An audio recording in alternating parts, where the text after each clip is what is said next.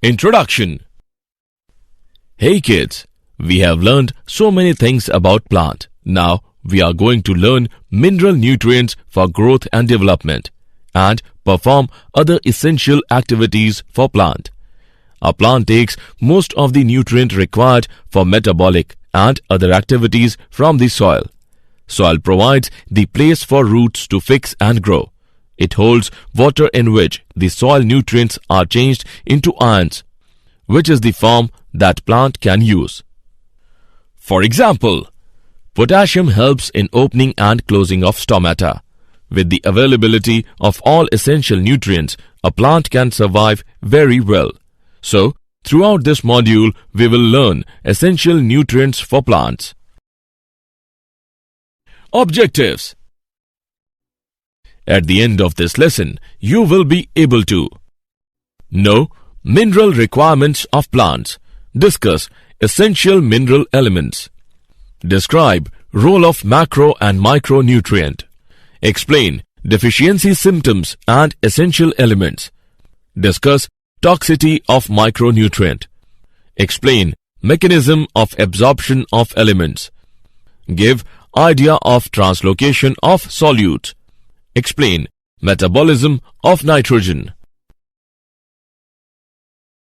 Methods to study the mineral requirements of plants. As the population of the world is growing constantly, so we need more reliable ways to meet the demand of food. One such technique is hydroponics. Hydroponics is a technique of growing plants without soil in water containing dissolved nutrients. Advantages of hydroponics. Plants can be grown anywhere. Controlled plant growth and water and nutrients are conserved. Essential mineral elements.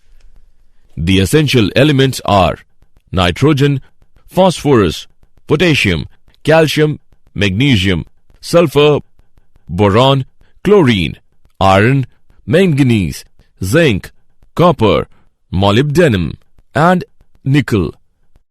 Criteria for essentiality. An element is considered to be essential if the plant is not able to complete its life cycle in the absence of element. The element is not replaceable by any other element. The element is directly involved in metabolism of plant. Criteria for essentiality. The elements can be divided into two broad categories. They are macronutrient, micronutrient. Macronutrient. The nutrient which are present in the tissues of the plant in high amount.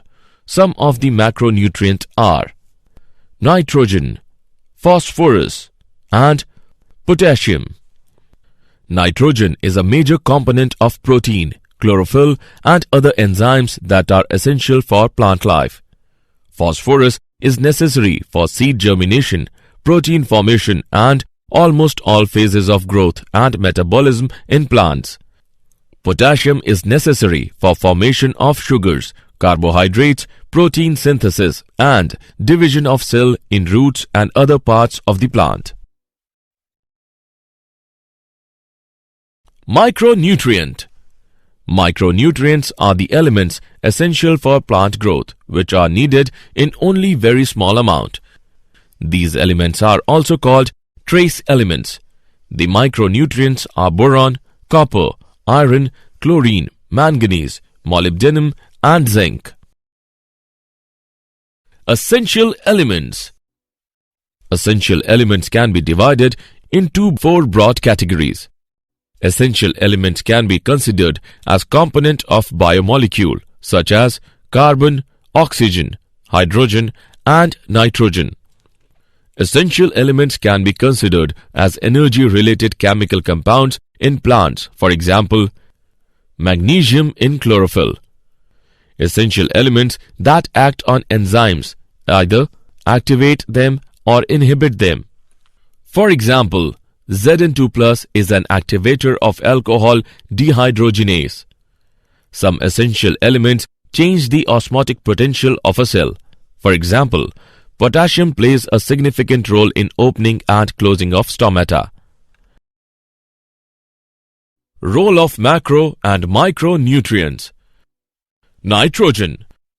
This element is required in the highest amount and it is absorbed as ammonium ion, nitrate ion and nitrite ion. It is required for meristematic tissues and the metabolic active cells. It also helps in formation of protein, hormones and nucleic acids, etc. Phosphorus. It is absorbed in the form of phosphate ions by plants. It is part of cell membrane, some proteins, nucleic acids and nucleotides and required for all phosphorylation reactions. Potassium. It is absorbed in the form of potassium ions. It plays important role in opening and closing of stomata and cell division. Calcium. It is absorbed by the plants in the form of calcium ions. It enhances water movement in cells and is necessary for cell growth and division. Calcium is immovable. Once deposited on plant tissue, there is a constant supply for growth. Magnesium. It is a structural component of chlorophyll molecule and is required for functioning of enzymes in plant to produce carbohydrates, sugars and fats. It is essential for the germination of seeds and used to formation of fruits and nut. Sulfur. It is a structural component of amino acids, vitamins and enzymes. It gives flavors to many vegetables. Iron. It is absorbed by the plants in the form of ferric ions. It is necessary for many enzymes function and act as catalyst for the synthesis of chlorophyll. Manganese. It plays crucial role in enzyme activity for photosynthesis, respiration and nitrogen metabolism. Zinc. It is essential to carbohydrate metabolisms, internodal elongation and protein synthesis. Copper. It is present in roots and play role in nitrogen metabolism. It is a component of enzymes that use carbohydrates and proteins. Boron. It is necessary for formation of cell wall, membrane integrity. It plays a role in flowering, fruiting, cell division and the movement of hormones. Molybdenum. It reduces nitrates to ammonia. Without molybdenum, protein synthesis is blocked and plant growth ceases. Chlorine. It involves in osmosis, that is, movement of water or solute in cells. Deficiency symptoms of essential elements. When plants lack the required quantities of one or more essential elements, then plant shows poor growth and develop specific deficiency symptom. The morphological changes in plants due to deficiency of elements are called deficiency symptoms. Important deficiency symptoms are chlorosis, abnormal condition of green plants in which the stems and leaves turn pale green or yellow. The yellowing is due to a reduction in the levels of the green chlorophyll pigments. It may be caused by a number of factors. Deficiency of magnesium, iron or manganese is a common cause. Deficiency symptoms. Necrosis. It is the localized death of tissue of leaves. The death of tissues may spread to entire leaf. The deficiency of calcium results in necrosis of young meristematic regions, such as root tips or young leaves. Stunting. The growth is retarded. The stems appear condensed and short. The deficiency of calcium results in stunted growth. Dieback of shoot.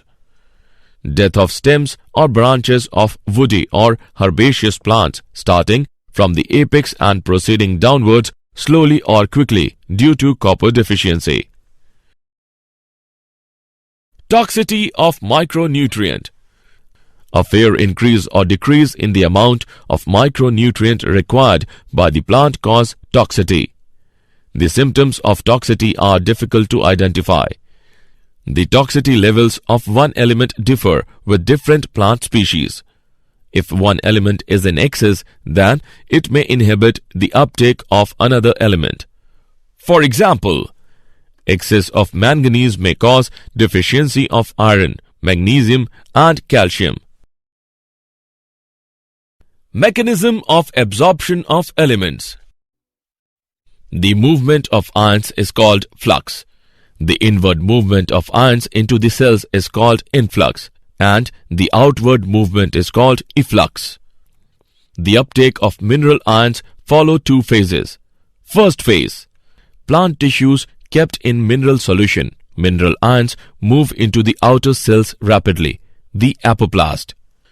Second phase, mineral ions move slowly into the inner space, the symplast. It is an active process and metabolic energy is utilized. Translocation of solutes.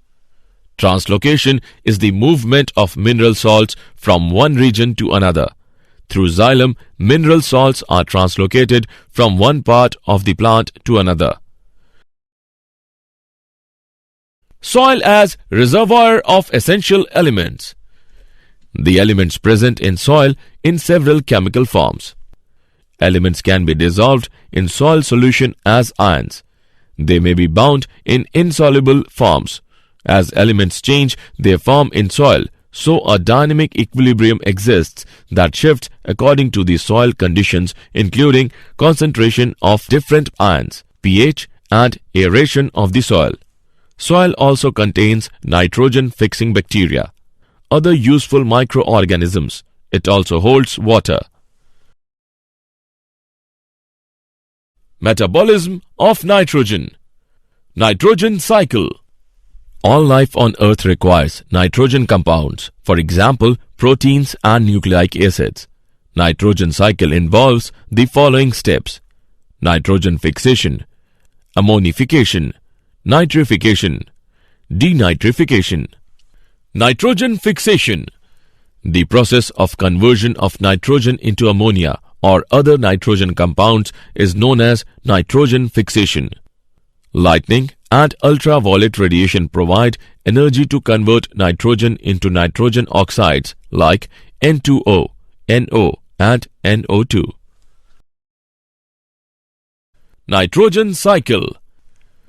Ammonification. The process by which organic nitrogenous compounds are decomposed to produce ammonia is known as ammonification. Nitrification. Nitrification is the process of converting ammonia first into nitrite and then into nitrate. 2NH3 plus 3O2 gives 2NO2 plus 2H plus 2H2O. 2NO2 plus O2 gives 2NO3. This process is carried out by soil bacteria that are chemoautotrophs. Ammonia is oxidized into nitrite by Nitrosomonas and Nitrococcus. Nitrite is oxidized to nitrate by Nitrobacter. The nitrates are absorbed by the plants and reduced to nitrites. Denitrification. It is the process of conversion of reduction of the nitrates into free nitrogen. It is carried out by the bacteria like Pseudomonas and Thiobacillus. Biological nitrogen fixation. Biological nitrogen fixation is the process in which atmospheric nitrogen is reduced to ammonia by living organisms in the presence of nitrogenase. The nitrogen-fixing bacteria may be free-living or symbiont. Free-living nitrogen fixers are Azotobacter, Bergeringia, both are aerobics, whereas Rhodospirillum is anaerobic. Cyanobacteria such as Anabena and Nostoc are also free-living nitrogen fixers. Symbiotic biological nitrogen fixation. The classical example of symbiotic association is legume-bacteria relationship. Leguminous plants have root nodules in which the symbiotic bacteria Rhizobium fix atmospheric nitrogen into ammonia. The ammonia is subsequently available for many important biological molecules such as amino acids, proteins, vitamins, and nucleic acids. Frankia is free-living bacteria in soil which can also fix atmospheric nitrogen. Nodule formation. When the root hair of a leguminous plant comes in contact with rhizobium, it becomes curled or deformed due to the chemicals secreted by the bacterium. The rhizobia enters into deformed root hair and proliferates within the root hair. The plant responds by forming an infection thread that grows inwards to deliver the bacteria to the tissues. The nodule establishes contact with the vascular tissues of the host for absorption of nutrients. The formation of root nodules and nitrogen fixation occurs under the control of genes of legumes and genes of bacteria.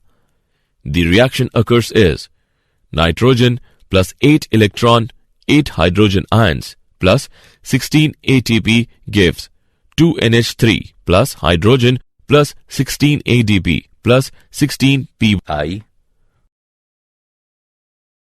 Fate of ammonia.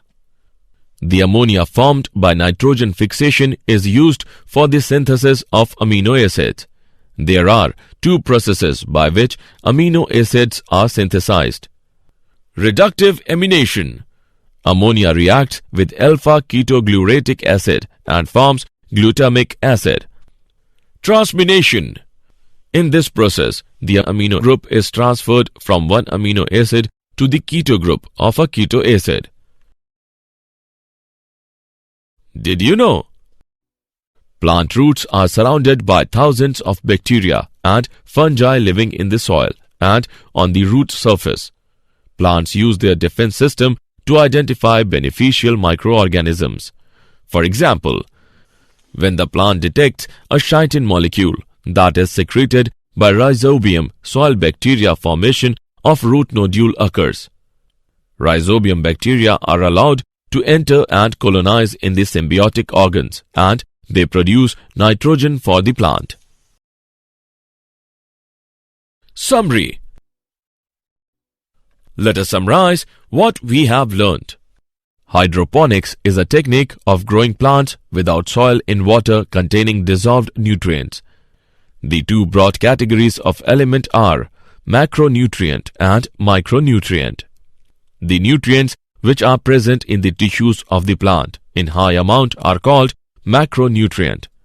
The elements needed in low amount are called micronutrient. Abnormal condition of green plants in which the stems and leaves turn pale, green or yellow is called chlorosis.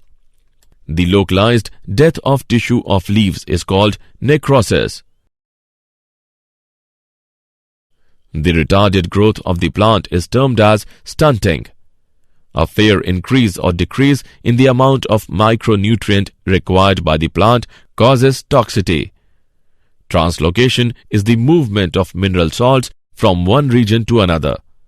Nitrogen cycle involves nitrogen fixation, ammonification, nitrification and denitrification. Biological nitrogen fixation is the process in which atmospheric nitrogen is reduced to ammonia by living organisms in the presence of nitrogenase.